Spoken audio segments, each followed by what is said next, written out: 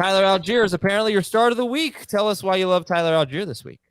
Yeah, clearly he's been, trending in the right direction for the Falcons. And, you saw the playing time last week, spike by comparison to Cordero Patterson. And Algier, back-to-back weeks with at least 15 PPR points, 22 points in one of those games. And the role in the passing game was fun to see. 4 catches last week against Baltimore. And what he did against Baltimore is really impressive because that run defense has been pretty special. The Cardinals' run defense is not. 5 games in a row with 17 or more PPR points to running back for the season. It's like 13 guys have gotten to at least 15 PPR points. It should be an easy opportunity for them to lean on him once again, and he comes through with a big performance. So he'll end up, once I finish adjusting my rankings, around 15th in non-PPR, probably closer to 18 to 20 in full PPR. And so just love the setup for him this week. And not exactly the guy I thought I'd be saying to recommend in the championship week of your fantasy leagues, but it's been a nice 2-week climb for him. More than that, but the last 2 weeks, the ascension has been fun to watch, and the matchup's great. Tyler Algier, would you start Algier or David Montgomery at the Lions? I would start Algier. Okay. In non-PPR, full PPR, probably still Montgomery. I don't want to just automatically say his role in the passing game last week is going to be replicated. Right. Well, that's the danger. Obviously, is he's got the 0 catch potential, but it was nice to see 4 last week. Okay, Heath, what do you think? Who do you love this week? Travis Etienne. The Jags are apparently going to play all of their guys, according to Doug Peterson. The Texans are arguably the worst run defense in football, or maybe the best matchup for running backs, at least in football. And Etienne has had a very good year that I think has been a little bit overshadowed because he's only scored 4 touchdowns. The Texans have given up more touchdowns to running backs than any other defense. I think he has a chance to get 20 touchdowns. He has a chance to get into the end zone at least once. He is a top 10 running back this week, and I've had a hard time finding top 10 running backs. Okay. He's the one Jaguars star, and I'll say that with the guys who you've been starting, that makes me the most nervous from a playing time standpoint. Etienne? Yeah, just because he can, dealing with the foot injury. I mean, you could say the same about Lawrence with the toe injury.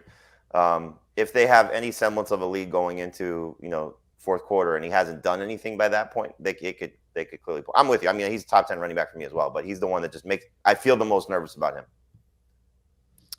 Well, you guys don't. I don't know the rankings off the top of my head, but you don't have Kirk and Zay Jones ranked all that high, right? No. Kirk's around 20 and Jones like 26, 27. But yeah, you guys have Lawrence ranked pretty high. So I mean, as we saw last week, his legs and Evan Ingram got him to 18 points. 18 points. That's not good. Yeah, but if he has another passing touchdown, which could go to Ingram as well, that's a pretty good day. Adam, this week is awful. Tell me the guys you want to rank as top 8 quarterbacks. We could do that as well. But okay. Yeah, I mean it's he's a top 6 or 7 guy. Yeah. Okay. Yeah. 5 for Jamie, 8 for Dave, and 5 for Heath. Trevor. Yeah, I'm gonna drop him a few spots again, just from the concern of defensive touchdown, wacky something, and they start to pull back at some point. I think there are only 3 quarterbacks that I feel very confident in this week, and that would be Mahomes, Allen, and Burrow. So we have 3 quarterbacks, 8 running backs, and like 9 wide receivers. Yeah, and then maybe, honestly, I wouldn't rank them 4th, but I feel like the one I have the most confidence in after that to at least be good is Jared Goff. Not Fields? No, I just don't know how healthy he is. I'm more, that's all about his foot. If he's healthy, I think he's going to have a massive game, and I'll treat him as such. But it's a tough week. For the record, not this week, but the last 2 games. Rushing record, yeah. Yeah. Okay, players to avoid. Jamie, who are you sitting? All Raiders. I mean, Devontae Adams and Darren Waller included, if you can. That's in 2 receiver leagues for Adams. Waller's not going to be a top 12 tight end. It's just quarterback plus matchup. Not good.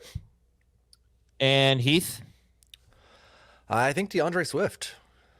It sounds like Jamal Williams is back, and so I have no clue if DeAndre Swift's going to have 3 touches or 12. But, I mean, even last week when Jamal Williams left early, he had 5. So I don't have any faith in DeAndre Swift, even in a great matchup. It is a great matchup. I think I think I said on Monday, the Bears are over the last 5 weeks, I think they're one of the 5 worst in yards before contact allowed to running backs. So running backs are just getting a big head start. We know the Lions are good at that. Do you remember DeAndre Swift's last game against the Bears? I don't. I was actually going to ask you about Jamal Williams, but no, I don't remember it. 6 carries, 6 yards, 1 touchdown. Oh, a touchdown. Okay. Yeah, that was during his stretch of nothing but touchdowns.